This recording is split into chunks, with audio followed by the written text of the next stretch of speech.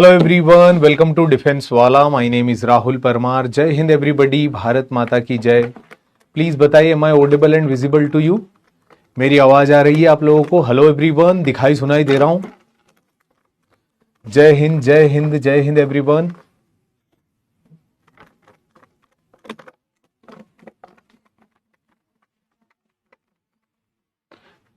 भारत माता की जय। Properly Audible?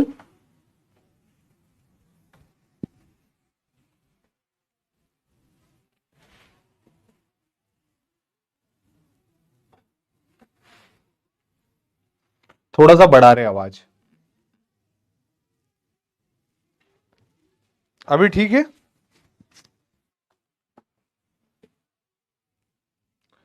ऑल गुड, बहुत शानदार। चलिए, तो लास्ट क्लास के अंदर हम सभी लोगों ने डिस्कस किया था ओशन सैलिनिटी के बारे में। समंदर के पानी में समंदर का पानी खारा कैसे होता है। मैंने आपको बहुत बहुत बढ़िया ढंग से सभी लोगों को बताया था कि कैसे नदियां अपने साथ 7% एक्स्ट्रा वाटर लेकर के आती है, वो पानी समंदर के अंदर मिलता है और वही उसकी सैलिनिटी को धीरे धीरे बढ़ाता है। दूसरा मैंने आपको कारण बताया था डेजर्ट से उठने वाले तूफान, जिन्हें हम डेजर्ट स्टॉर्म्स बोलते हैं। ये डेजर्ट स्टॉर्म उड़ते हैं, पानी में जाकर के गिरते हैं, उससे सैलिनिटी बढ़ती है। मिड ओशियनिक रीच से जो लावा निकलता है उससे सैलिनिटी बढ़ती है। फिर उसके बाद वोल्केनोस जो फटती है कॉन्टिनेंट के ऊपर, और उनका लावा जब ओशन में जाकर के मिलता है तो भी सैलिनिटी बढ़ती है। So these are some important point for the salinities. Okay, इन सारे पॉइंट को देखा था। अब आज की क्लास में हम पहले पढ़ेंगे टेम्परेचर को, and after that we will going to learn, first of all we will discuss the temperature of the ocean and later on movement of ocean water। इनको हम पढ़ेंगे।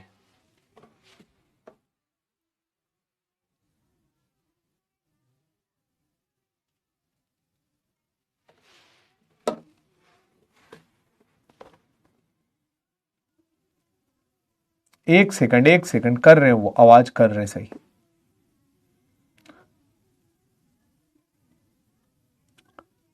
अब देखिए आवाज आ रहा है?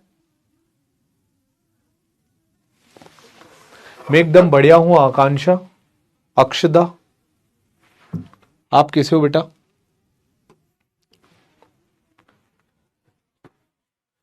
वॉइस लो, वॉइस अब ठीक है क्या यार? मूड खराब मत करो, आवाज सही है?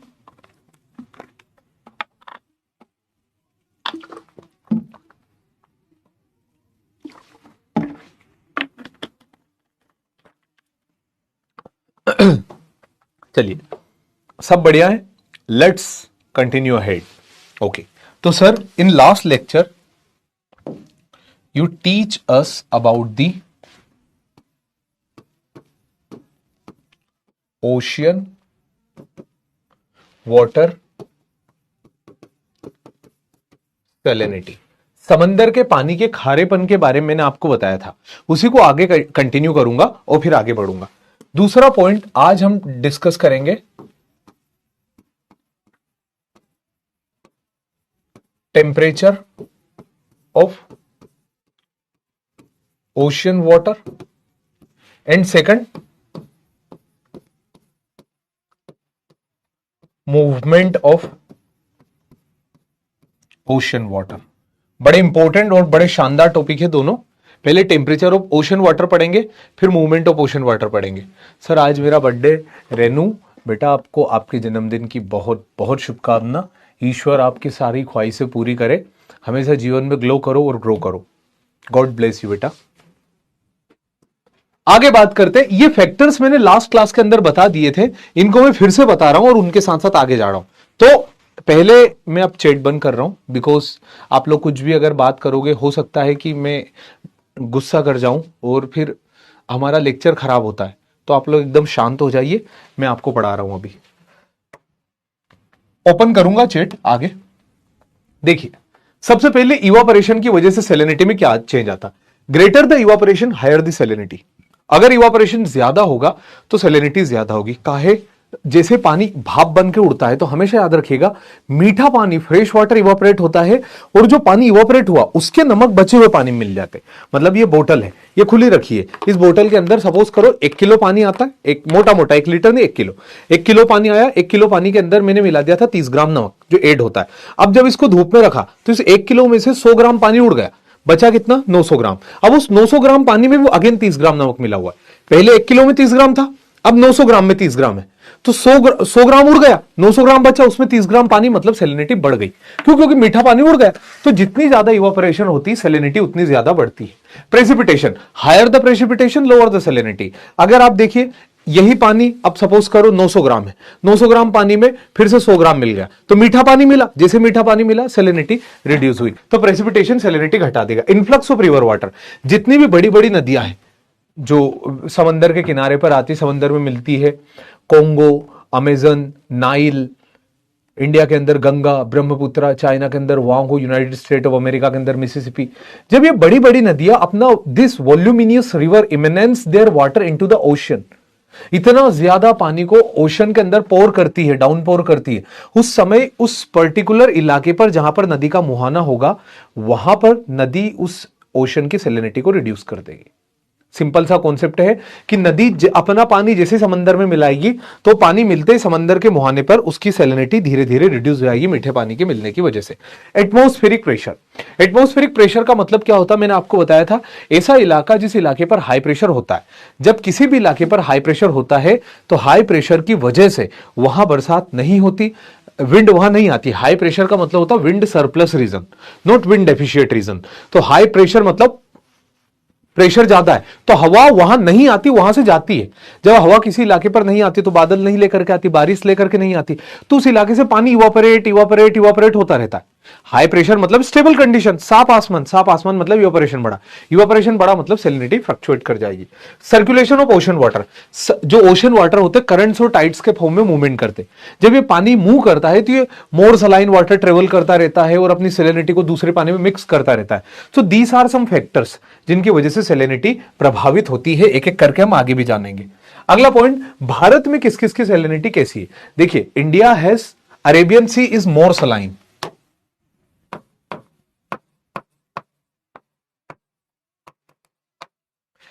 and Bay of Bengal is comparatively less saline। क्यों सर जी? बिकॉज बे ऑफ बंगाल में यहां गंगा, यहां ब्रह्मपुत्र, यहां महानदी, यहां गोदावरी, यहां कृष्णा, यहां कावेरी, ऐसी नदियां हैं, नदियां ही नदियां। इधर से भी आपको साल्विन रिवर देखने को मिलेगी। इतना ज्यादा फ्रेश वाटर जब एड होता है, और दूसरा उसका एरिया भी छोटा है, इसका एरिया बड़ा है, पैसिफिक ओशन का एरिया बड़ा है, तो बड़ा एरिया से इवापोरेशन भी खूब हो रहा, इनफ्लक्स कम हो रहा, यहां पर एरिया भी छोटा और उसके बाद नदियां भी सब तरफ सारी, इस वजह से इसकी सैलिनिटी कंपैरेटिवली कम है इसके, ठीक है, अरेबियन सी के। आगे बढ़ते हैं, डिस्ट्रीब्यूशन ऑफ सैलिनिटी। सैलिनिटी को हम यहां पर हॉरिजॉन्टली डिस्ट्रीब्यूट कर रहे हैं धरती के ऊपर बेटा। जैसे ये हमारा 0 डिग्री इक्वेटर है, तो इक्वेटर से लेकर के पोल तक जाते जाते सैलिनिटी में क्या प्रभाव आता है। The variation in salinity found in both horizontal and vertical manner. Salinity के अंदर वेरिएशन दोनों ही प्रकार से मिलता है, हॉरिजॉन्टल मैनर में भी सतह सतह पर, वर्टिकल मैनर में भी सतह से लेकर के गहराई तक, दोनों जगह मिलेगा। On an average salinity decreases from equator towards pole. जब आप इक्वेटर से पोल की तरफ जाओगे हॉरिजॉन्टली लैटिट्यूडनली, तो सैलिनिटी रिड्यूस होगी। काहे रिड्यूस होगी बात करेंगे। The highest salinity is recorded in the enclosed sea of tropical ocean. कभी भी हाई सैलिनिटी इक्वेटर पर रिकॉर्ड नहीं होती। कोई मुझे बता सकता है सर क्यों नहीं होती? हाँ सर, बहुत आसान है। आपने जब क्लाइमेटोलॉजी पढ़ाई थी, आपने बताया था इक्वेटर एक ऐसा इलाका होता है दुनिया का जहां रोज बरसात होती है। तो अगर किसी इलाके पर रोज बरसात हो रही है तो फ्रेश वाटर ओशन वाटर के अंदर रेगुलरली एड हो रहा है, इट रिड्यूसिंग द सैलिनिटी। हमने अभी डिस्कस किया कि प्रेसिपिटेशन रिड्यूस द सैलिनिटी। तो जैसे फ्रेश वाटर समंदर के अंदर एड होगा रेन का, उस वजह से इक्वेटर की सैलिनिटी रिड्यूस हो जाएगी। और ट्रॉपिकल इलाका, जैसे भारत की बात कर लो, ट्रॉपिकल इलाके में आने वाले सी रेड सी हो गया, अरेबियन सी हो गया, डेड सी हो गया, इस इलाके की बात कर रहे हैं। तो इंडिया इस इलाके के पास, ट्रॉपिकल इलाके के पास, हम सभी जानते हैं कि मात्र 4 महीने बरसात होती, जून, जुलाई, अगस्त, सितंबर। बाकी के सारे समय धूप गिरती है समंदर के ऊपर। तो धूप गिरने की वजह से भले वो ठंड हो या गर्मी हो, पानी इवापोरेट होता रहता है। तो पानी इवापोरेट होता रहता है, फ्रेश वाटर उड़ता रहता, सलाइन वाटर नीचे जमता रहता। इस वजह से इन इलाकों की सैलिनिटी कंपेयर टू इक्वेटर ज्यादा है। ये पॉइंट याद रखेगा जी सर जी। तो equator account for 35 part percent of salinity. मैंने क्या बोला था कि 35 पार्ट पर 1000 मतलब पीपीटी कि ये होता आपका परसेंट, और ये यहां पर एक और शून्य मतलब पार्ट पर 1000 का डेटा लगता है। तो इक्वेटर के पास 1 किलो पानी में 35% तक 35 पार्ट पर 1000 सैलिनिटी, ठीक है, याद रखना। दूसरा, जब आप सेम जाओगे 20 टू 40 डिग्री नॉर्थ पर तो आपको 36 पार्ट पर 1000 सैलिनिटी मिलेगी, मतलब 36 ग्राम नमक घुला हुआ है 1 किलो पानी के अंदर। इक्वेटर के पास कम था, रोज बरसात की वजह से 35 ग्राम, ट्रॉपिकल इलाके में 36 ग्राम हो गया। पोल के पास क्योंकि बर्फ पिघलती है और फ्रेश वाटर पानी में ऐड होता है, तो पोल के पास सैलिनिटी 31 से 33 ग्राम तक आ जाएगी, मतलब पोल के पास सैलिनिटी फिर रिड्यूस हो गई। इक्वेटर पर सैलिनिटी नॉर्मल थी, ट्रॉपिक पर सैलिनिटी बढ़ी और पोल पर सैलिनिटी फिर घट गई क्योंकि वहां पर फ्रेश वाटर ऐड हो रहा। अगला पॉइंट आ जाएगा, कुछ इलाके हैं जहां पर सैलिनिटी बहुत ज्यादा दिखाई देती है। सबसे मेन एरिया है धरती के ऊपर। देखिए वैसे तो अंटार्कटिका में भी है जिसकी सैलिनिटी इससे भी ज्यादा है, बट वो इनहेबिटेड नहीं है। ऐसे इलाके जहां पर लोग भी रहते हैं जो उसके कांटेक्ट में आते हैं, that is lake von in Turkey. Turkey एक यूरोपियन कंट्री है, मेडिटेरेनियन सी के पास, उसकी सैलिनिटी है, उसके पास एक तालाब है जिसकी सैलिनिटी 330 पार्ट पर 1000, मतलब बेटा 1 किलो पानी के अंदर 350 ग्राम नमक घुला हुआ है, आप समझो। दूसरा, डेड सी की सैलिनिटी है 238 पार्ट पर 1000, तो डेड सी की सैलिनिटी कितनी हुई 238 पार्ट पर 1000, ये डेड सी की हुई। देखिए अब ये जो आदमी आपको दिखाई दे रहा है ना मेरे पीछे, ये कोई वो नहीं कर रहा, फोटो नहीं खिंचा रहा कि ले यार, ये ओरिजिनली उस पानी के अंदर तैर रहा है, बह रहा है पानी के साथ साथ, मतलब पानी की डेंसिटी इतनी ज्यादा है बेटा कि उसके अंदर डूब नहीं रहा। सैलिनिटी बढ़ जाती मतलब डेंसिटी बढ़ जाती, डेंसिटी बढ़ जाती मतलब कि उसके अंदर जाने वाली चीजें इतनी आसानी से नहीं जाती, उसकी खुद की सरफेस पावर बढ़ जाती है, वो इतने अंदर से चीजों को अपने अंदर डूबने नहीं देता। वैसे वो आदमी पानी के ऊपर तैर गया, क्यों? क्योंकि 350 ग्राम नमक, आप समझिए 350 ग्राम नमक बहुत ज्यादा होता है, और इतना पानी 350 ग्राम नमक होने की वजह से वो आराम से उसके ऊपर तैर पा रहा है, पेपर पढ़ पा रहा है। डेड सी के अंदर ये हालात है।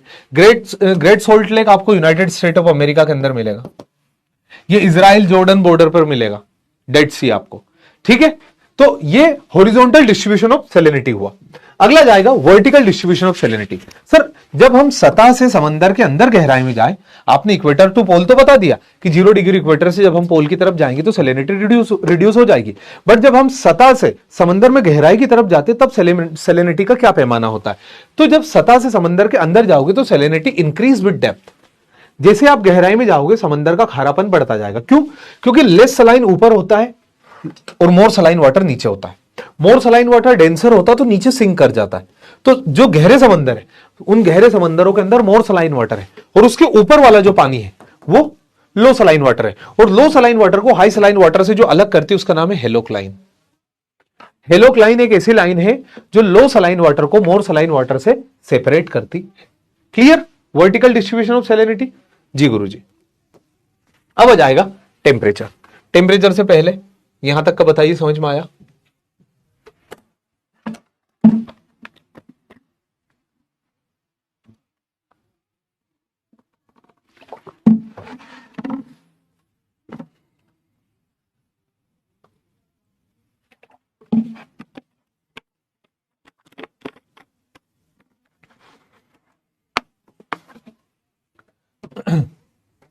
क्या सैलिनिटी के अंदर फिश रह सकती? देखिए हर मछलियों का अपना एक वो रहता है तरीका।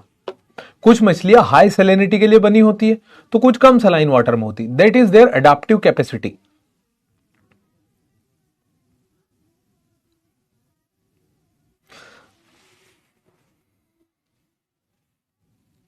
आगे बढ़े।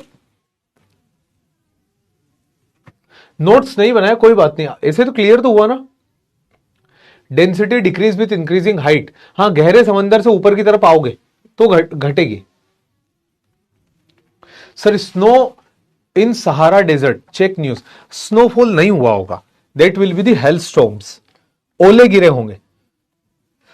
स्नोफॉल सिर्फ उस इलाके के अंदर होता बेटा जहां पर तापमान 0 डिग्री से कम होता है, और सहारा में तापमान 0 डिग्री से कम जाने वाला नहीं है।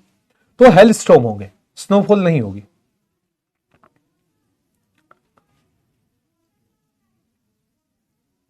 ओके,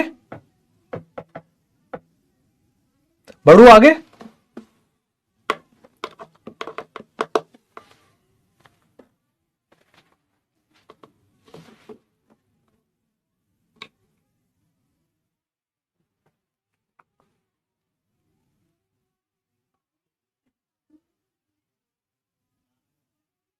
हाँ हाँ, सेंड पर व्हाइट लेयर आ सकती है ना, आराम से आ सकती। हेलस्टॉर्म में भी तो वही होता है।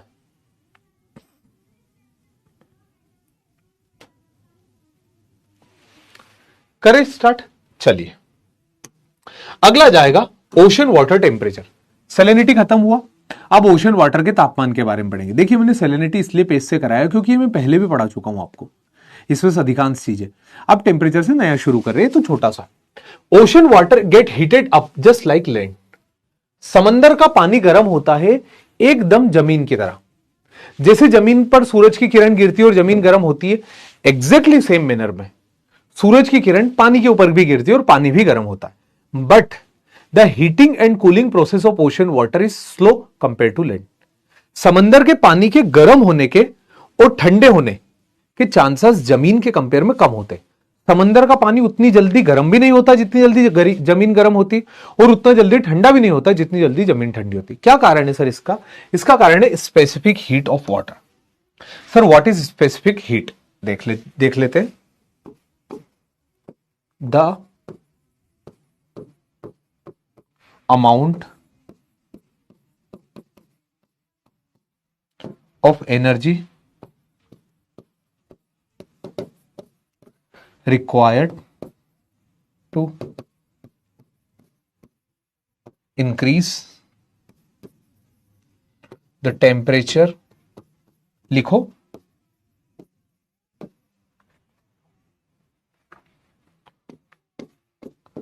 of a body by 1 degree centigrade. Specific heat क्या होती है? The amount of energy required to increase the temperature of a body by 1 degree centigrade is known as specific heat. मतलब ये पानी की बोतल है, इसके अंदर पानी भरा हुआ है, पानी का तापमान है 20 डिग्री सेंटीग्रेड। अब मैं इसको कितनी गर्मी दूं कि इस पानी का तापमान 20 से मात्र 21 हो जाए? मैं इस पानी को कितनी गर्मी दूं कि इसका तापमान 20 डिग्री से 1 डिग्री बढ़ के 21 डिग्री हो जाए? तो जो ऊर्जा लगेगी उसी ऊर्जा को स्पेसिफिक हीट बोलते हैं। जमीन का तापमान अगर ये रेत से भरा होता है तो जमीन में 20 डिग्री से 21 डिग्री करने में मुझे कम समय लगता है, क्योंकि उसकी स्पेसिफिक हीट एनर्जी कम है और पानी की स्पेसिफिक हीट एनर्जी ज्यादा है। तो पानी का 20 से 21 करने के लिए मुझे थोड़ा सा ज्यादा तापमान देना पड़ता है। इस वजह से पानी आराम से ही गर्म होता है और एक बार गर्म हो गया तो आराम से ही ठंडा होता है। ये पॉइंट याद रखिएगा। आइए बात करते हैं factor affecting the temperature of ocean. जैसे हमने factor affecting the temperature of atmosphere पढ़ा था, तो लेटीट्यूड, ऑल्टीट्यूड ये सब पढ़े थे, यहां पर भी वही फैक्टर्स होंगे। सबसे पहला फैक्टर है लेटीट्यूड। लेटीट्यूड की वजह से समंदर के पानी में क्या बदलाव आता है सब जानते हैं। Low latitude high temperature, high latitude low temperature, unequal distribution of land and sea, prevailing wind, ocean current and local weather condition. एक एक करके जानते हैं। सबसे पहला जाएगा लेटीट्यूड। हम सब जानते हैं लो लेटीट्यूड पर सूरज की किरण ज्यादा होती है, तो जब लो लेटीट्यूड पर सूरज की किरण ज्यादा होती तो यहां पर तापमान भी ज्यादा होगा। हाई लेटीट्यूड पर सूरज की किरण कमजोर होती, अतः वहां का तापमान भी कम होगा। तो ये समझ में आया, low latitude of ocean are characterised by high temperature, high latitude of ocean are characterised by low temperature. अगला जाएगा हमारा, अगला पॉइंट जाएगा uneven distribution of land and water. यहां पर आप देखिए northern hemisphere is the hemisphere of land, जमीन ज्यादा है। Southern hemisphere is the hemisphere of water, यहां पानी ज्यादा। अब क्या हुआ, पानी की स्पेसिफिक हीट आपने जानी कि पानी आराम से ही गर्म होता है और आराम से ही ठंडा होता है, तो यहां का तापमान नॉर्मल बना रहेगा। इधर जमीन है तो जमीन जल्दी गर्म हो जाती है और अपने कांटेक्ट में कंडक्शन की वजह से पानी को गर्म करती है। कंडक्शन, कन्वेक्शन, रेडिएशन, ये 3 तरीके हमने पढ़े थे। हाँ जी सर पढ़े थे। कंडक्शन क्या बताता? कोई सी भी बॉडी जो आपस में एक दूसरे के कांटेक्ट में हो और हीट ट्रांसफर करे, दैट इज कंडक्शन। तो जब जमीन पर किरण गिरती है, जमीन गर्म होती है, तो जमीन अपनी उष्मा से, अपनी गर्मी से समंदर के पानी को भी धीरे धीरे किनारे से गर्म करना शुरू करती है। तो ऐसे कंडक्शन की वजह से नॉर्दर्न हेमिस्फीयर में तापमान थोड़ा अधिक बना रहता है और सदर्न हेमिस्फीयर में तापमान थोड़ा कम बना रहता है।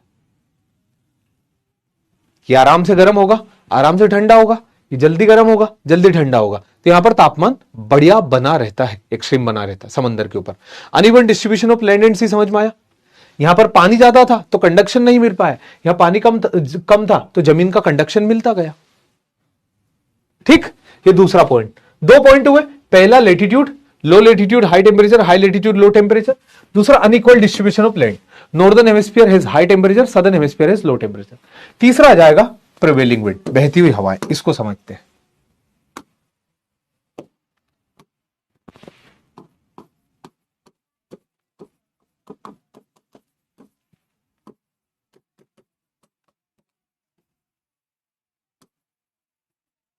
प्रिवेलिंग विंड, बहती हुई हवाओं की वजह से। देखिए दो प्रकार की विंड होती है, एक ऑनशोर,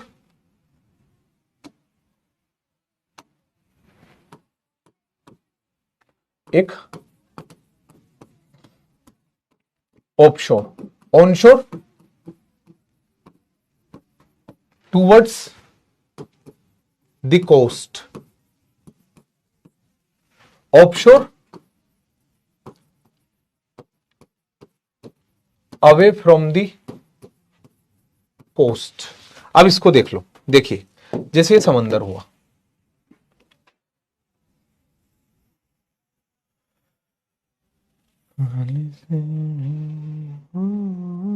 प्यारी अब ये हालत हुई है, मुझे लग रहा है कायदे से अब मोहब्बत हुई है मुझे।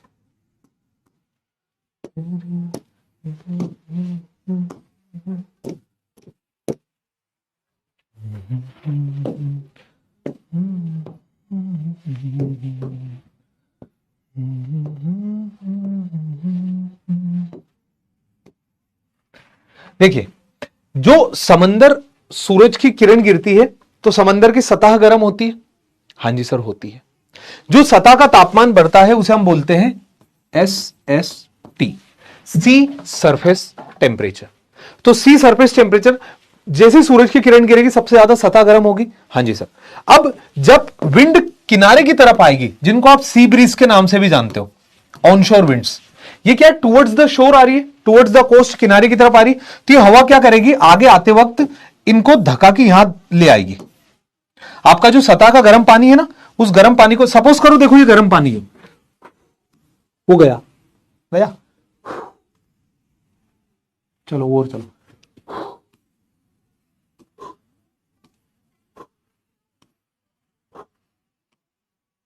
ये जैसे हवा आई तो हवा ऊपर ऊपर का जो गर्म पानी की पतली लेयर थी समंदर के ऊपर, देखा होगा ना कभी बाल्टी में ऊपर ऊपर का गर्म रहता, नीचे का ठंडा, तो ऊपर गर्म पानी की लेयर को धक्का करके ले आएगी और किनारे के पास आकर के raise the temperature, raise the temperature, यहां तापमान बढ़ जाएगा। क्यों? क्योंकि सतह के गर्म पानी को पुश करके लेकर के यहां आ गई। जब सतह का गर्म पानी पुश किया और यहां आ गया तो यहां पर आने के बाद उसका तापमान बढ़ जाएगा। ठीक है, इट रेज द टेम्परेचर, क्योंकि ऊपर की पतली गर्म लेयर को धक्का लाई। बराबर। हाँ जी सर। सर ऑफशोर में क्या होता है?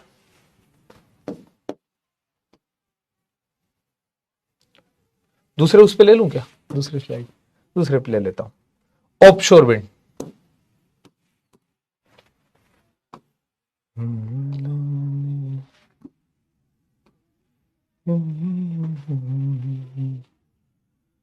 अभी आदत हुई है मुझे,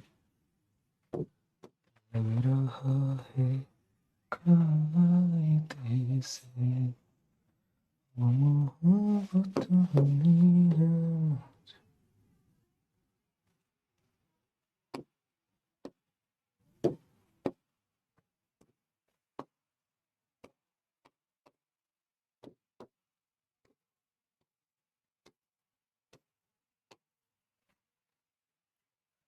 यहां पे भी गर्म पानी था वैसे ही, क्यों बेटा?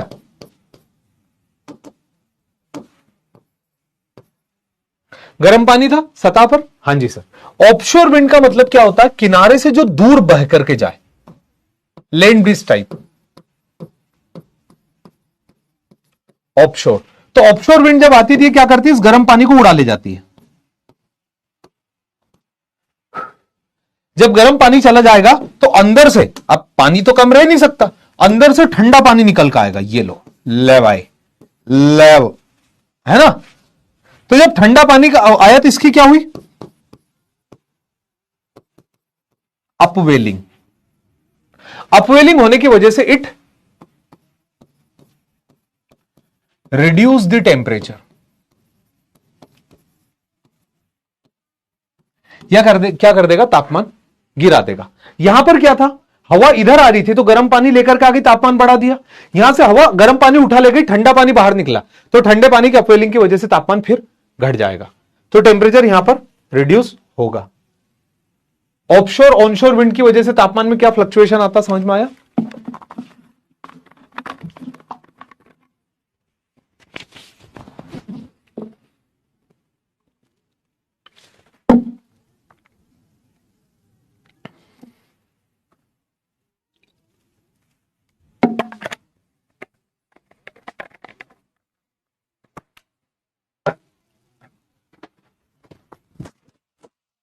आया समझ में?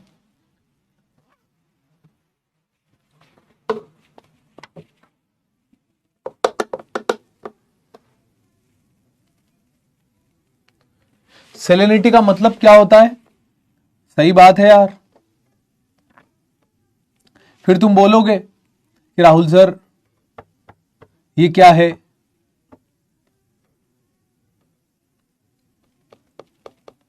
आधे से ज्यादा लोग मुझे बोल रहे कि सर आप दुखी लग रहे हो,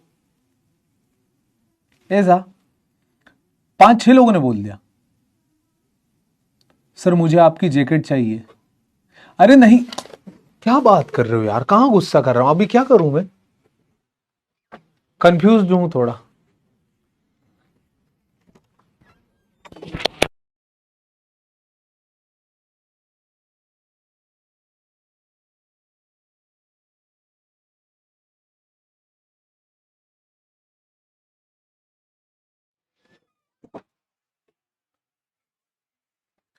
sir what is the truth about Bhangarh?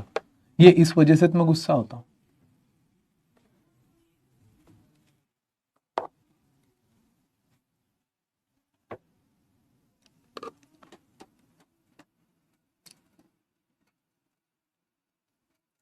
अरे मैं भाई, क्या क्या बात कर रहे हो यार तुम लोग?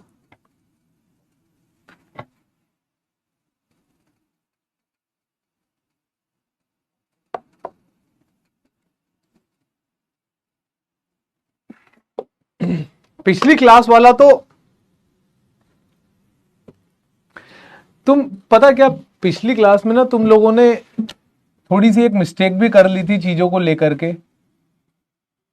Repeat, offshore wind, offshore wind मतलब कि लैंड ब्रिज, जानते हो लैंड ब्रिज? किनारे से जो हवा आती है वो समंदर के यहां के गर्म पानी को, जो किनारे से कंडक्शन की वजह से गर्म हुआ था, उस गर्म पानी को पुश करके ले जाती है। जब गर्म पानी पुश करके जाएगा तो यहां पर ठंडा पानी बाहर आएगा, कोल्ड वाटर की अपवेलिंग होगी।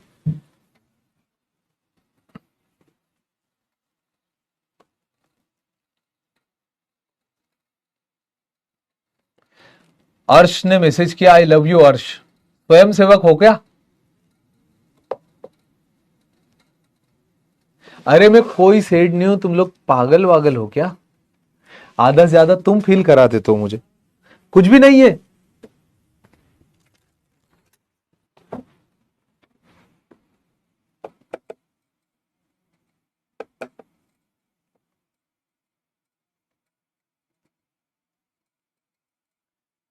ऑरेंज कलर का? अरे तुम लोग मूर्ख, बेवकूफ, आधे से ज्यादा बोल रहे कि सर इसमें कॉन्टिनेंट कौन सा और पानी कौन सा है। वाह यार,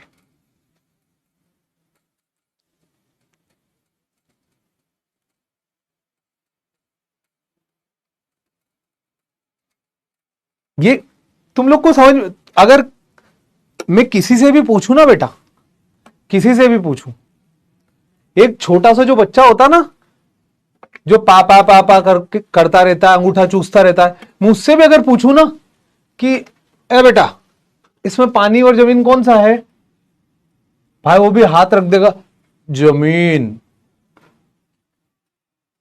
तुमको ये नहीं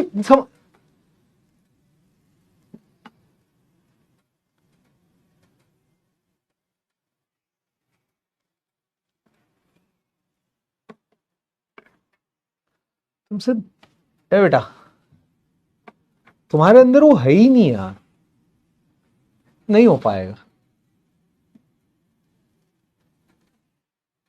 बाबूजी का नाम खराब कर रहे हो,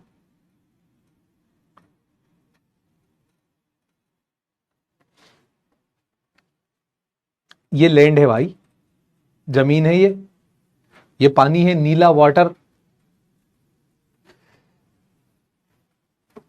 तुम लोग ना यहां से ना पूरा एकदम मुझे नीचे पाताल में ले आते हो।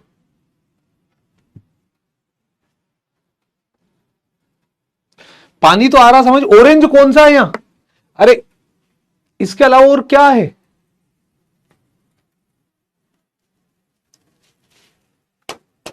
भागो भाई भागो यहां जल्दी। चलो ये प्रिवेलिंग विंड वाला पॉइंट जो मैंने बताया ना, वही आपको याद रखना है, ठीक है। अगला पॉइंट आ जाता ओशन करंट्स, मतलब कि ओशन करंट्स की वजह से टेम्परेचर में क्या प्रभाव आता है। तो देखिए ओशन करंट हमारा एक सेपरेट लेक्चर है, आज हम उसके बारे में पढ़ेंगे भी सही, बट इतना याद रखिएगा कि इक्वेटर से लेकर के पोल तक जो पानी जाता है वो वार्म करंट लेकर के जाते हैं, और पोल से जो इक्वेटर तक ठंडा पानी आता है वो कोल्ड करंट लेकर के आते हैं। मतलब करंट्स जो होते हैं समंदर के पानी का बैलेंस बनाने में बड़ा अच्छा योगदान अदा करते हैं। और जब मैं जैसे आपको करंट पढ़ाना शुरू करूंगा आप इस बात से अच्छी तरह से एग्री करेंगे। अगला पॉइंट लोकल वेदर कंडीशन। अगर आसमान में बादल छा जाए, अगर आसमान में बादल छा जाए और बादलों का पानी, आसमान में जब बादल छा जाएंगे तो सूरज की किरण पानी पर नहीं गिरेगी, और पानी पर नहीं गिरेगी तो तापमान ज्यादा नहीं बढ़ पाएगा। इस वजह से ये लोकल वेदर कंडीशन है कि जिस इलाके पर लोकल वेदर ऐसा हो कि इनस्टेबल हो, वहां का तापमान समंदर का गिर जाएगा, ठीक है। अगला जाएगा horizontal distribution of temperature. Very simple कि इक्वेटर से लेकर के पोल तक तापमान में क्या गिरावट आएगी। तो temperature decreases from equator towards pole, equator से पोल तरफ जाते जाते तापमान गिरता है। ये बात आप सभी लोग याद रखिएगा कि temperature decreases from equator towards pole and highest temperature never record at equator. कभी भी इक्वेटर पर हाईएस्ट टेम्परेचर रिकॉर्ड नहीं होता। क्यों? क्योंकि गुरुजी इक्वेटर पर रोज बारिश होती, इक्वेटर पर रोज बादल बनते, तो ज्यादा तापमान से प्रभावित नहीं हो पाता। हाईएस्ट टेम्परेचर हमें देखने को मिलता है ट्रॉपिकल इलाके के पास, जो सब तरफ से जमीन से घिरे हुए हो, तो जमीन अपनी बॉडी से समंदर के पानी को गर्म करती है। ओके, तो enclosed sea of tropical ocean, यहां पर तापमान हमें ज्यादा देखने को मिलता है। जो ट्रॉपिकल ओशन पर इनक्लोज्ड सी है वहां पर तापमान अधिक बना रहता है। तो हॉरिजॉन्टल डिस्ट्रीब्यूशन ऑफ टेम्परेचर समझ में आया कि जब मैं इक्वेटर से पोल तरफ जाऊंगा तो सामान्य तौर पर तापमान घटेगा, बट हाईएस्ट टेम्परेचर कभी भी इक्वेटर पर नहीं आएगा, वो इस इलाके के अंदर आएगा और इस इलाके के अंदर आएगा, ट्रॉपिकल इलाके के अंदर। क्यों?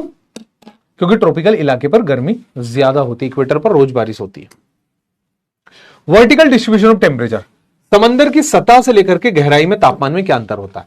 The maximum temperature of ocean is always at the surface, समंदर का सबसे ज्यादा तापमान हमेशा सतह पर पाया जाता है, जिसे हम क्या बोलते हैं, अभी मैंने आपको बताया था SST, सी सरफेस टेम्परेचर, इसे हम बोलते हैं।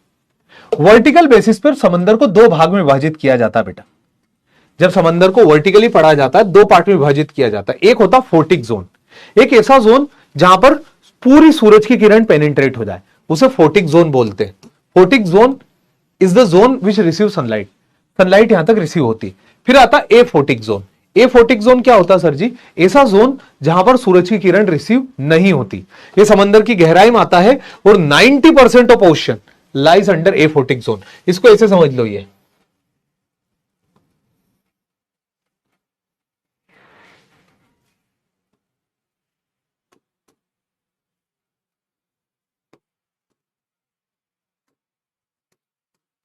ऐसा बना हुआ समंदर जो शुरू का है, ये वाला, दिस इज फोटिक जोन, और जो नीचे वाला ये दिस इज एफोटिक जोन। ठीक है, फोटिक जोन कौन सा होता सर जी? Continental shelf. और एफोटिक जोन जो कि कॉन्टिनेंटल शेल्फ के बाद समंदर की गहराई में जो पाया जाता है, that is aphotic zone. The line from where temperature decline sharply, that is known as thermocline. जहां सेलेनिटी में शार्पली चेंज आया था दैट वाज हेलोक्लाइन, जहां टेम्परेचर में शार्पली चेंज आया दैट इज थर्मोक्लाइन। ठीक है, ये देखिए दिस इज अ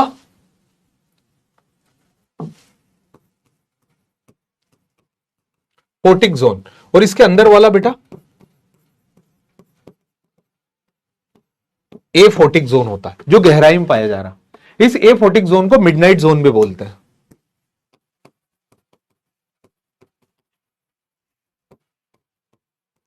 क्योंकि एकदम अंधेरा रहता है यहां। आई बात समझ में? ये 90% ओशन इसके अंदर आता है, मात्र 10% आता है इसके अंदर।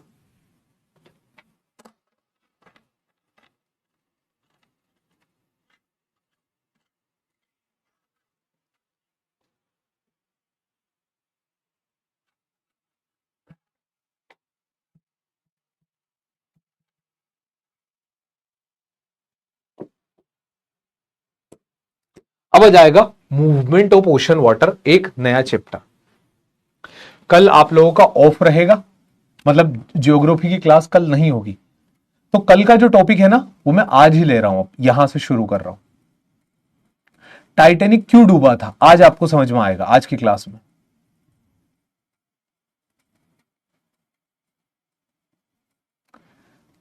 Shreya, I want to work as a deep sea researcher. सबसे पहला श्रेया आप तैरना सीखें, शुरू आप यहां से करें। आप थोड़ा तैरना सीखे, तैरना सीखने के बाद, तैरते भी नहीं आता होगा काफी ज्यादा को। सर आप कभी गए हो डीप सी जोन में? कॉन्टिनेंटल शेल्फ पर गया हूं मैं, उसका वीडियो जो अगली क्लास आएगी ना टाइड्स वाली, उसमें एक वीडियो दिखाऊंगा।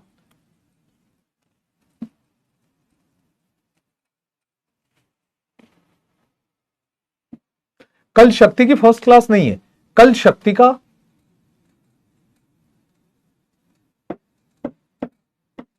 परसों से क्लास है।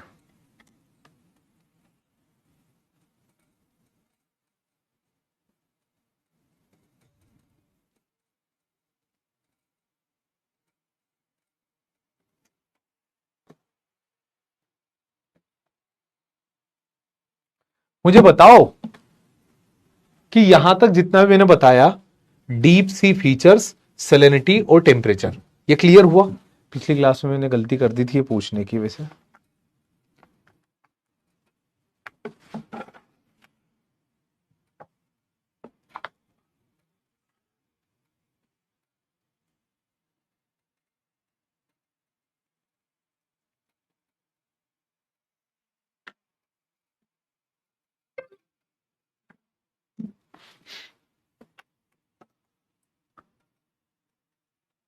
नहीं पूछ तो लूं, आगे कंटिन्यू करूंगा फिर।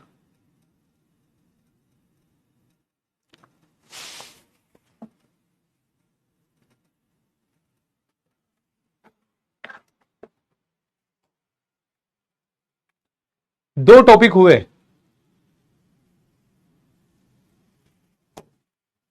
96.04% को सेलेनिटी और टेम्परेचर दोनों टॉपिक कंप्लीट है।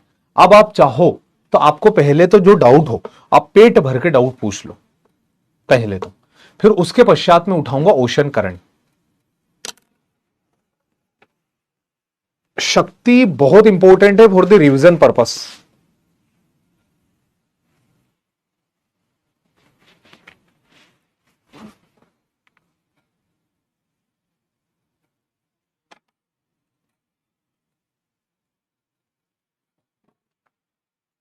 Please check the doubt. Okay, let me check.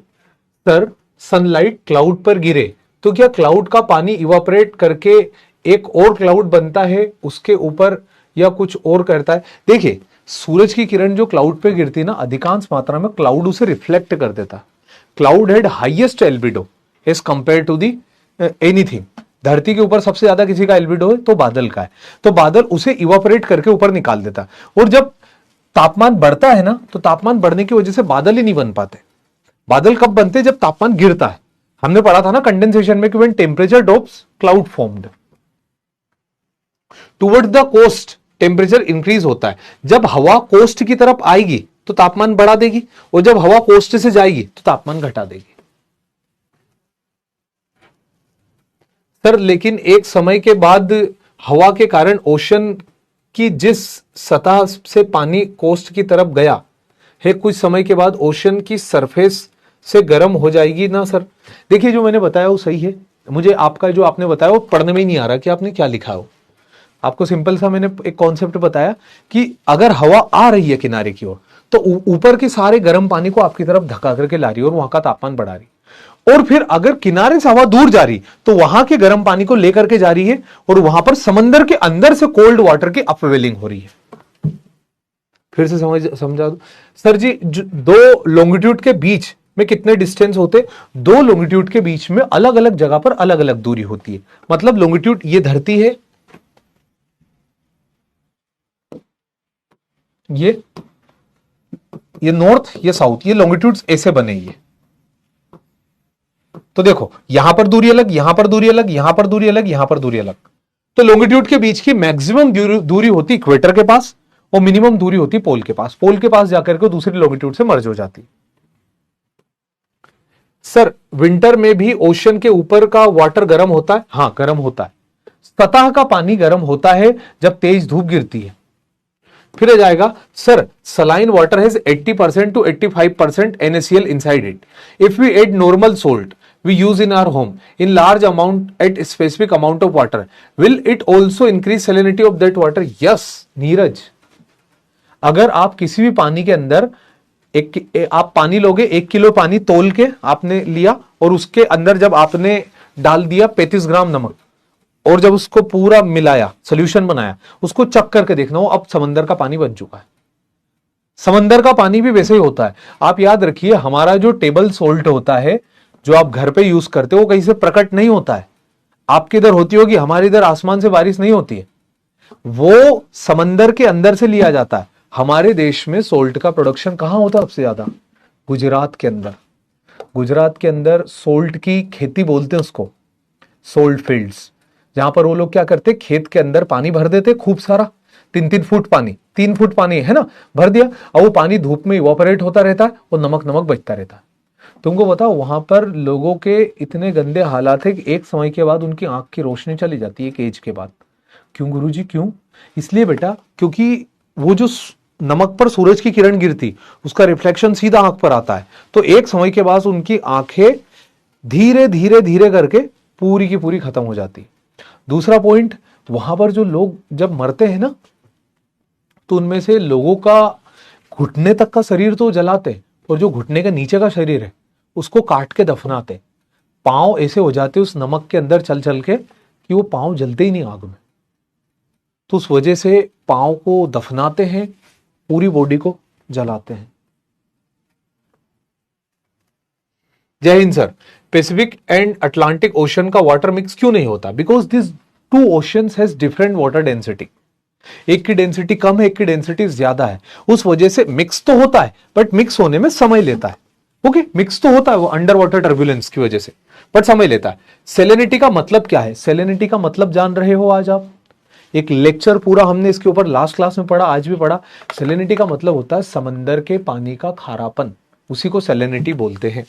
भैया क्या फिर जिन लेक या सी की सेलेनिटी हाई है उन पर शिप नॉर्मल शिप की तरह फ्लोट करती है या उन पर कोई इफेक्ट होता है? देखिए ऐसा कहा जाता है कि, समझना मेरी बात ध्यान से, कि जब समंदर पानी के ऊपर चलता है तो उसको डेप्थ कम लगती है, बट जब जो जहाज पानी के ऊपर चलता है समंदर के, तो उसको कम गहराई की आवश्यकता पड़ती। कम गहरे पानी में जहाज चला जाता है। क्यों? क्योंकि डेंसिटी ज्यादा होने की वजह से वो नीचे कम दबता है। और जब जैसे ही जहाज नदियों में एंटर करता है, जैसे हल्दिया कहां पर है? हल्दिया हुगली नदी के ऊपर बना, कलकत्ता के ऊपर एक पोर्ट हल्दिया डॉकयार्ड। तो हल्दिया जो गार्डन रीच है वहां पर जब जैसे ही जहाज बंगाल की खाड़ी क्रॉस करके हल्दिया के पास हुगली नदी में एंटर करते ना, उन गहराई बढ़ जाती उनकी। क्यों? क्योंकि हुगली का पानी मीठा है, मीठे पानी की डेंसिटी कम है तो जहाज गहराई तक जाएगा, डेप्थ में जाएगा ऐसे। और जैसे जैसे जहाज हुगली रिवर से बहता बहता समंदर में आया, उसकी वो थोड़ी सी ऊंची बढ़ जाएगी। क्यों? क्योंकि समंदर के पानी की डेंसिटी ज्यादा है तो इतना अंदर तक नहीं जाएगा। अच्छा प्रश्न है सर, इसे डेड सी क्यों कहते हैं? इसलिए बिकॉज डेड सी मतलब मृत सागर in the name of biology. इसकी सैलिनिटी इतनी ज्यादा है कि इसके अंदर कोई लिविंग ऑर्गेनिजम्स नहीं रहते, लिविंग ऑर्गेनिजम्स इसके अंदर नहीं पाए जाते, इसलिए इसको मृत सागर कहा जाता है। What is ocean deep? समंदर के जो गहरे तल जिनको अबाइसल प्लेन बोलते हैं उन्हीं को ओशन डीप्स बोलते हैं। Sir Indian ocean high saline है या लो सलाइन है? Ocean has average salinity, Indian ocean is average salinity. जैसा अटलांटिक है, जैसा पैसिफिक है, वैसे का वैसे ही है इंडियन ओशन एम से। ओके, एवरेज सैलिनिटी लो सैलिनिटी में नहीं आता। ओशन को नापते हम यहां पर, इस लैटिट्यूड पर, इस लैटिट्यूड पर कितना है। Okay clear? आगे अगला टॉपिक स्टार्ट करूं? Shall we start a new topic? Okay, तो अब हम बात करेंगे मूवमेंट ऑफ ओशन वाटर की, कि समंदर का पानी बेटा मूवमेंट कैसे करता है। आपको मेरे पीछे भी दिखाई दे रहा है, ocean water moves in two direction. एक हॉरिजॉन्टल मैनर, कि एक सतह से दूसरी सतह ये बहता हुआ आ रहा, this is horizontal manner. And second is vertical manner, कि पानी एक बार ऊपर उठ रहा फिर वापस पानी नीचे उठ रहा। तो वर्टिकल और हॉरिजॉन्टल मैनर में ओशन वाटर दो भाग में डिवाइडेड होता है। हॉरिजॉन्टल मैनर में ocean current and sea waves, ये दो तरीके होते हैं कि समंदर का पानी मूवमेंट करता है। किस किस की वजह से? ओशन करंट जो एक पर्टिकुलर डायरेक्शन के अंदर मास ओशनिक वाटर का मूवमेंट होता है, और दूसरा सी वेव्स। सी वेव मतलब समंदर, सी वेव और ओशन करंट में आपको ज्यादा अंतर नहीं मिलेगा, बट ओशन करंट में एक चीज फिक्स होती है कि ओशन वाटर का मूवमेंट एक डिफाइंड डायरेक्शन में होता है, और सी वेव के अंदर विंड डिटरमाइन करती है कि वो किस तरफ बहेगी। तो ओशन करंट और सी वेव ये दोनों हॉरिजॉन्टली बहते। फिर आ जाएगा टाइड, ज्वार भाटा। ज्वार भाटा में क्या होता है कि जब रात होती है, चांद की रोशनी धरती के ऊपर, जब चांद की चांदनी और चांद का गुरुत्वाकर्षण जब धरती के ऊपर लगता है तो धरती के पानी को धीरे से उठा देता है। अगर वो रात अमावस्या की हो या वो रात पूर्णिमा की हो, तो धरती के गुरुत्वाकर्षण, धरती के सेंट्रीफ्यूगल फोर्स और चांद के गुरुत्वाकर्षण बल की वजह से धरती का पानी उठेगा धीरे धीरे, और वो उठा हुआ पानी धरती के ऊपर कई सारे फिनोमिनास जनरेट करेगा। धरती अगले दिन फिर घूमेगी, वो पानी फिर बैठेगा, फिर अगली बार अमावस्या आएगी, अगली रात पूर्णिमा की आएगी, और उस पूर्णिमा की अमावस्या की रात के दिन फिर वो पानी उठेगा। पानी उठता है जब धरती, चांद और सूरज ये तीनों के तीनों 180 डिग्री के एंगल पर होते हैं। इस कंडीशन को हम बोलते हैं स्प्रिंग टाइड। आई बात समझ में?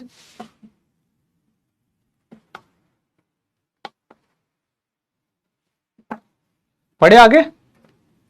चलो, तो ओशन करंट और वेव पढ़ेंगे, फिर टाइड्स को अगली क्लास में जानेंगे। चलिए, ये होती है वेव। क्या होती है वेव? देखिए, wave is an oscillatory motion. Wave एक प्रकार का ऑसिलेटरी मोशन है। पार्टिकल का मोशन ऐसे होता है वेव के अंदर। आपने देखा होगा तालाब के अंदर कोई नाव पड़ी होती है और वो नाव अपनी जगह पर हिलती रहती है ऐसे। कोई लकड़ी पड़ी होती तो लकड़ी अपनी जगह पर हिलती रहती है, वो मूवमेंट नहीं करती। तो wave is then oscillatory motion, ऐसे oscillatory motion that result in rise and fall of ocean water produced by wind. Wave एक प्रकार का ऑसिलेटरी मोशन होता है जो कि वेव के राइज और फॉल को बताता है, जो विंड की वजह से जनरेट होता है। जैसे आप देखिए कि हवा जब नीचे की तरफ आई तो हवा ने इस पानी को नीचे दबाया, जब हवा ने पानी को नीचे दबाया तो इन रिटर्न पानी ने फिर इस पानी को ऊपर दबाया, फिर ये नीचे दबाएगा, फिर ये ऊपर उठेगा, तो इसने एक क्रस्ट और ट्रप जनरेट कर लिए। सीधा सुनो ना, हवा आई, हवा ने जैसे समंदर के पानी को दबाया तो महान न्यूटन का तीसरा नियम आ गया, एक्शन हैज अपोजिट रिएक्शन। जब ये आया तो जैसे वो पानी नीचे दबा, रिटर्न में पानी बल्ज ऊपर बना, फिर इधर आया, फिर इधर, ये कंटिन्यूअसली मूवमेंट करता, इसी को हम बोलते हैं वेव। वेव क्या होती है? एक प्रकार की एनर्जी ट्रांसमिशन होता है, मतलब वो एनर्जी उसके अंदर ट्रेवल करती रहती है, वो पानी उछलता रहता है, यूं दबता रहता, उछलता रहता, दबता रहता, और वो अंदर ही अंदर एनर्जी जाती रहती है उसकी। तो वेव जो होती है, वेव ऊपर वाले को क्रस्ट बोलते, नीचे वाले को ट्रप बोलते। दो क्रस्ट, दो ट्रप के बीच की दूरी को हम लेमडा से डिनोट करते। The term lambda is used to denote the distance between two crest और टू ट्रफ। ये हो गया वेव। वेव के बारे में हम पहले भी पढ़े थे, बात मेरी समझ में आ गई जी गुरुजी? ये होती है समंदर की वेव। आगे बढ़े, अब आ जाएगा ओशन करंट के बारे में। एक बात बताओ रे, सभी लोग हो या भाग गए? सभी लोग हो ना? अगर भाग गए होंगे तो फिर मैं ओशन करंट चालू नहीं करूंगा. Ocean current are very important. I need only 10 minute.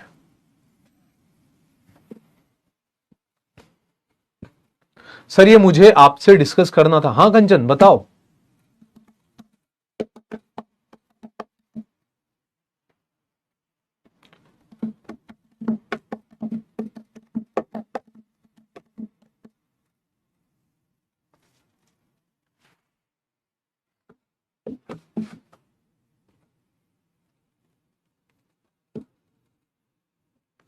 Sir आपकी तबीयत सही नहीं लग रही. मेरी तबीयत सही है यार. देखो मैं तुमको एक बात बता रहा हूं. मुझे ना मेरा शहर बहुत पसंद है. मतलब इंदौर. जब मैं वहां रहता हूं तो थोड़ी चीजें बेहतर कर पाता हूं. क्लास जो होती है, सब जो होते हैं. अब यहां पर क्या होता है कि 100 तो स्टूडियो बने, 100 स्टूडियो. अब वहां पर आना, फिर वो इतने सारे लोग, ये सब तो थोड़ा, समझ रहे हो. वहां पर जैसे अब मैं रहता हूं तो फिर वहां सब कुछ मेरे अकॉर्डिंग मैं कर लेता हूं. मेरे को क्या खाना है, मुझे कब आना है, यहां पर वो हो नहीं पाता. तो इस वजह से फिर यहां पर मात्र क्लास लेना ही अकेला काम नहीं होता है. आप लोगों के लिए और भी चीजें सोचना पड़ता है, और भी बेहतर बनाना पड़ता है. करना वहां भी होता है. मैं आप लोग को बहुत बढ़िया शॉट आएगा मेरे 1-2 दिन में चैनल के ऊपर. बहुत बढ़िया शॉट बनाया आप लोगों के लिए, ज्योग्राफी और फौज को जोड़ते हुए. गजब.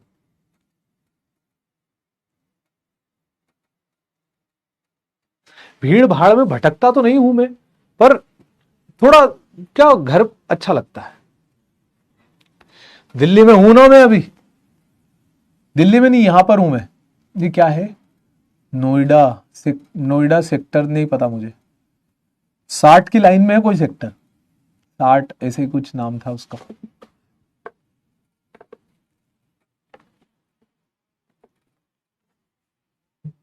करे स्टार्ट. चलिए. तो सर ओशन करंट्स क्या होते हैं गुरुजी, आसान शब्दों में बताओ.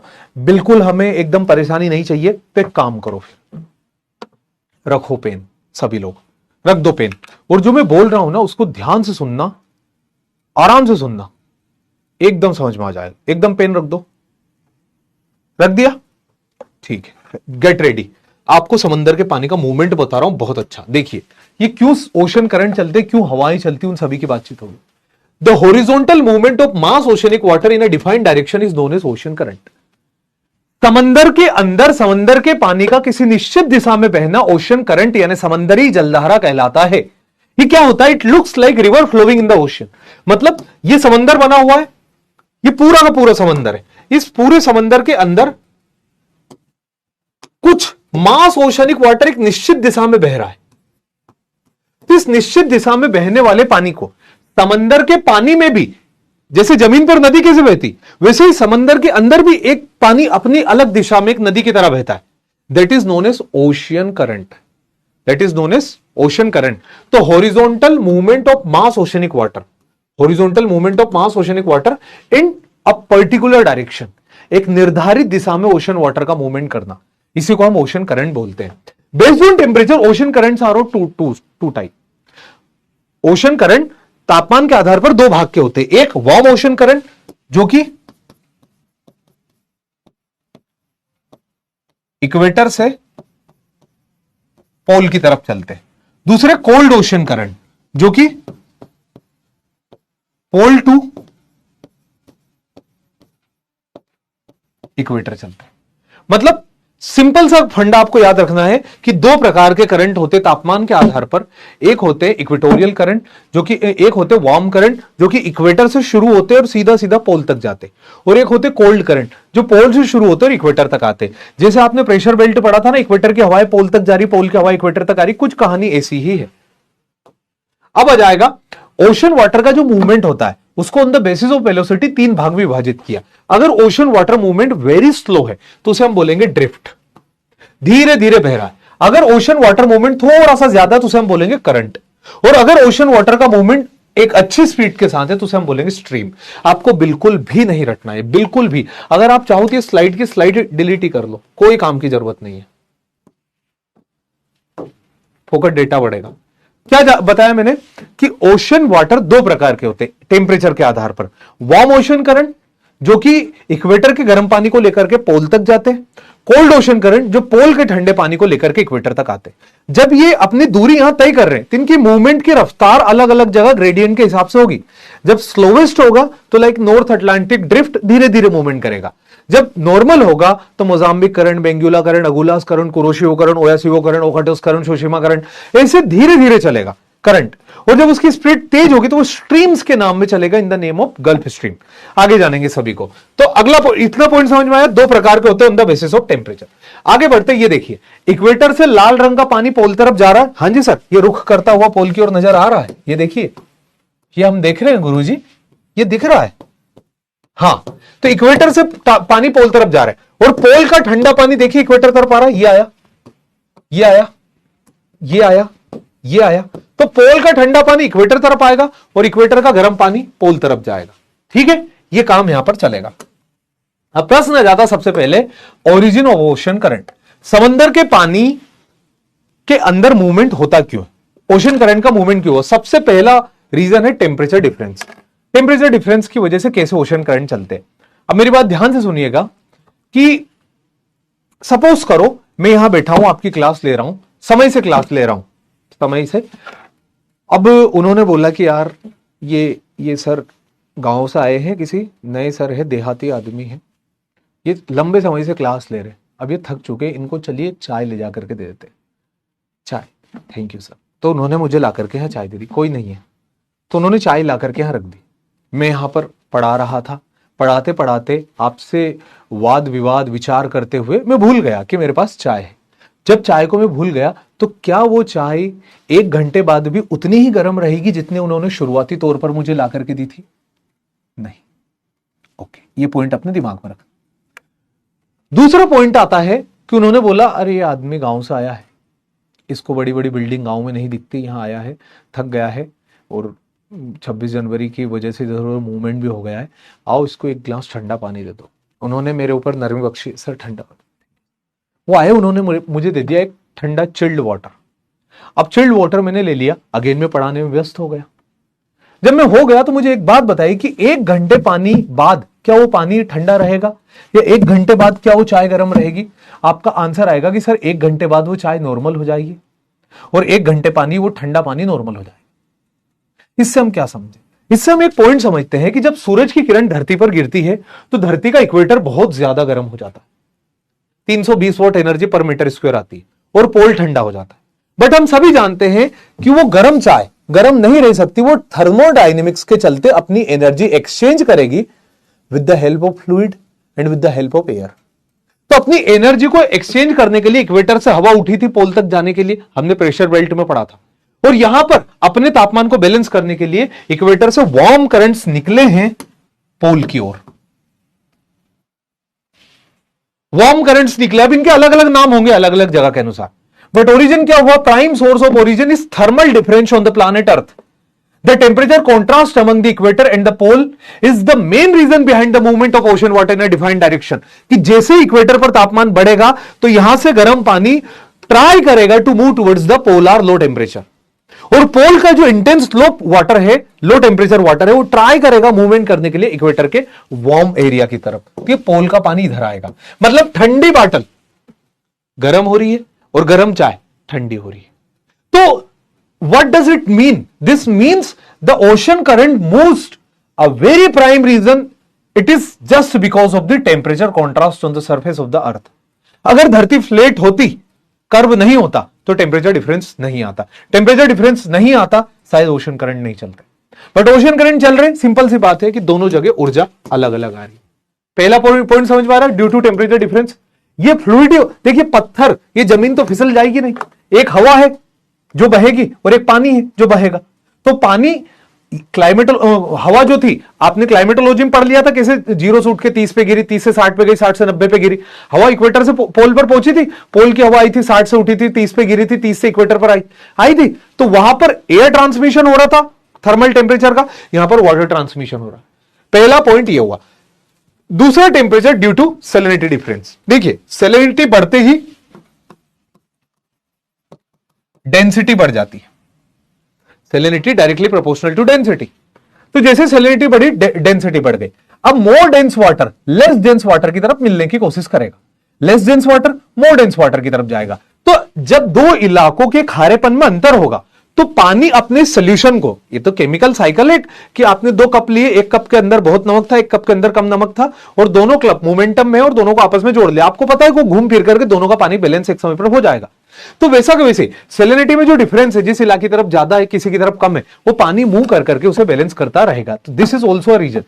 रोटेशन ऑफ द अर्थ, धरती का अपनी जगह पर घूमना। जब धरती अपनी जगह पर पश्चिम से पूरब की तरफ घूमती है, धरती वेस्ट टू ईस्ट घूमती है, तो करंट इस इक्वेटोरियल इलाके के अंदर पूरब से पश्चिम, पूरब से पश्चिम, पूरब से पश्चिम, पूरब से पश्चिम चलते हैं।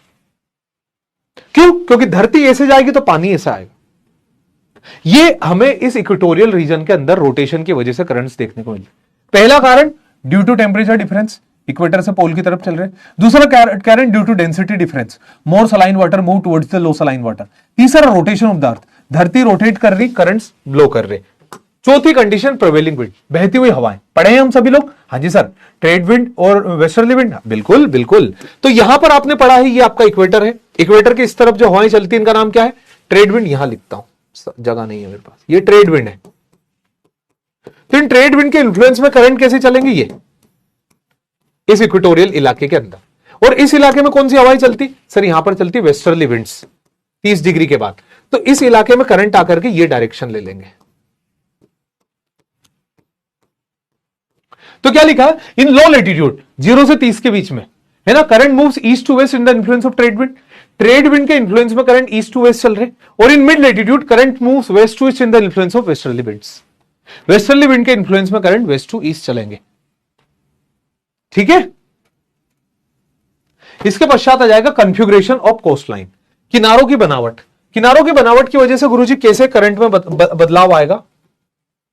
देखिए, आप ऐसा समझिए कि आपने देखा कि सर ट्रेड विंड की वजह से करंट पूरब से पश्चिम की तरफ चलता है, तो करंट ट्रेड विंड की वजह से यहां तो आ गया, अब जमीन पे तो चढ़ नहीं जाएगा, करंट जमीन पे तो नहीं चढ़ जाएगा, तो क्या करेगा? कोस्ट लाइन की बनावट के आधार पर इसके पैरेलल मूवमेंट करना शुरू करेगा। तो जो किनारा होता है, किनारे का कॉन्फ़िगरेशन, किनारा कैसे बना है? अब जैसे ट्रेड विंड के इन्फ्लुएंस में करंट यहां पर देखो यहां तक आ गया, फिर यहां ऊपर नहीं चढ़ेगा, इसके पैरेलल चलेगा। तो आपके कोस्टल इलाके की बनावट कैसी है वो भी निर्धारित करेगी कि करंट का मूवमेंट कैसा होगा। जैसे किनारे की बनावट होगी करंट वैसे ही मूवमेंट करेंगे। Getting my point? हाँ जी सर, बढ़िया।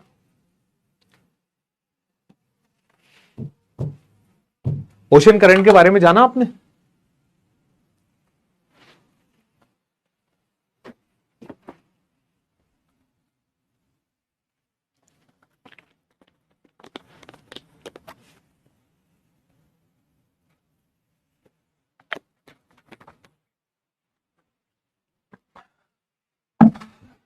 क्लियर? एकदम परफेक्टली जो मैंने बोला था करंट्स के बारे में। प्रश्न आ गया, which salt found the most in ocean? समंदर के अंदर सबसे ज्यादा नमक कौन सा पाया जाता है?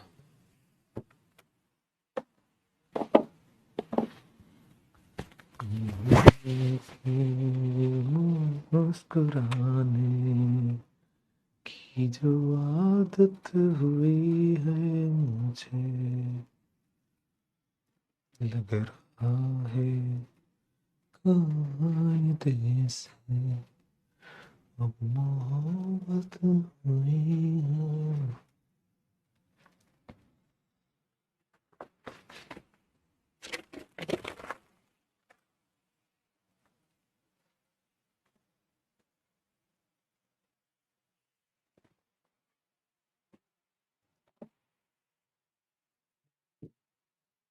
Very good.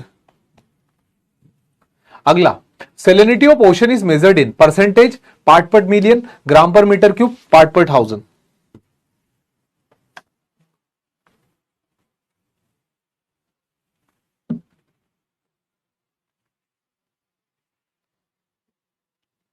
Doubt check, long scroll. घर आ जाता हूं बेटा। यहां भी तो मैं पढ़ा ही रहा हूं ना। पता बच्चे क्या बोलते मुझे, सर आप मेरा डाउट नहीं पढ़ रहे हो, सर आप क्या मैंने पैसे नहीं दिए क्या, आप मेरा डाउट क्यों नहीं पढ़ रहे हो। मुझे एक बात बताओ, मैं यहां आकर के ऐसे बैठता हूं क्या यूं पूरे टाइम और तुमको यूं देख रहा हूं, तुमको पोज दे रहा हूं, बताओ अगर ऐसा हो तो मैं यहां क्या करता हूं आके, हैं? आवाज नहीं आ रही। हाँ सर पढ़ाते हो, तो पढ़ाऊंगा या वो देखूंगा?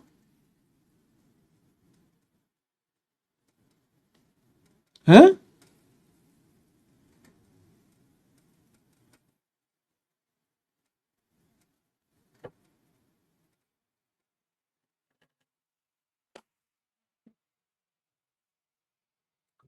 पार्ट पर 1000 70% लोगों ने ये भी सही जवाब दिया। अगला, the zone of ocean where sunlight penetrate.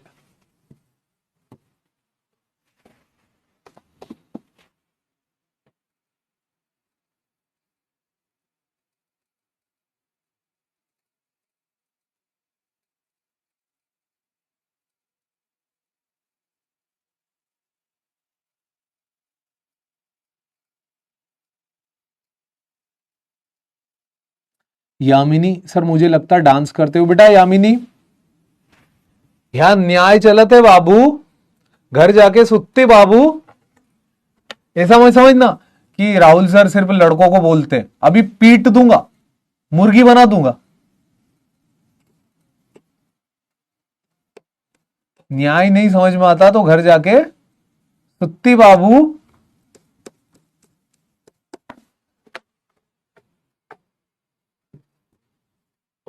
फाड़ दिया है, मान गए।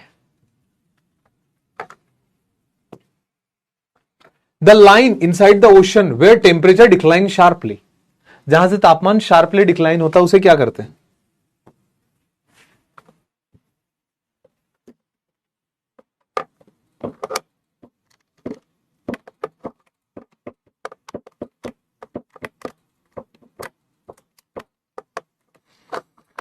बाकी जगह होगा शायद, बाकी की क्लास में, कि देखिए आपको एक बात समझनी होगी कि लड़कियां कर सकती है, ये होगा। मेरी क्लास में अगर गलती करी तो जहां लड़कों को एक मारूंगा वहां लड़की को भी एक मारूंगा, पट।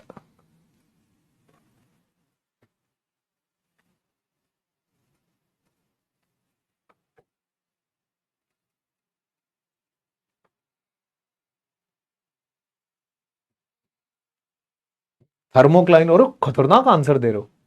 दानिश सर की क्लास में थोड़ी, दानिश सर थोड़ी ना ज्ञान देते यार, दानिश सर तो पढ़ाते हैं ना। अगला जाएगा, हाईएस्ट सेलिनिटी इज रिकॉर्डेड इन। सबसे ज्यादा सेलिनिटी कहां रिकॉर्ड होती है? Danish sir best teacher I had ever seen.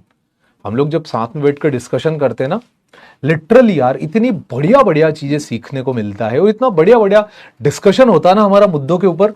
वो कभी जाते हैं कहीं पहाड़ों पर, उनको कुछ दिखता है ना तो वो उनके मोबाइल में नोट पे लिख लेते हैं उसको, कि जब राहुल सर और अपन बैठेंगे तो इस बारे में बात करेंगे।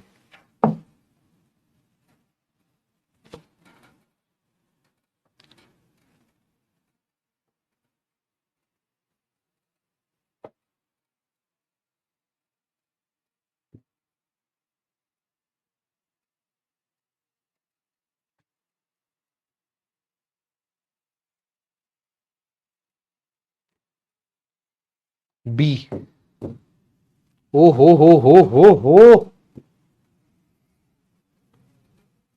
How temperature varies when we move from equator towards pole? It decreases.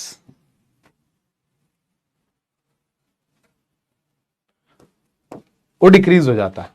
ठीक है, तो यहां पर हमारा लेक्चर का समापन होता है।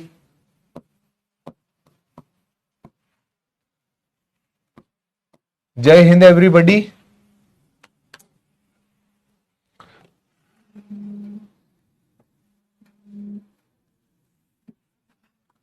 हमारे यहां पर एंड होता लेक्चर का। Let's meet to the another class and we will going to discuss the remaining topic right there. Okay, thank you very much everyone. And one more thing कि कल हमारी क्लास नहीं होगी, हमारी क्लास परसों होगी। कल की क्लास का जो टॉपिक होगा वो आधा मैंने आज ले लिया और परसों आधा लेकर के खत्म। चलिए, तो शुक्रिया मेरे दोस्त, क्वेश्चन की प्रैक्टिस भी हमने कर ली, चीजें भी जान ली। अगली क्लास के अंदर मिलते हैं।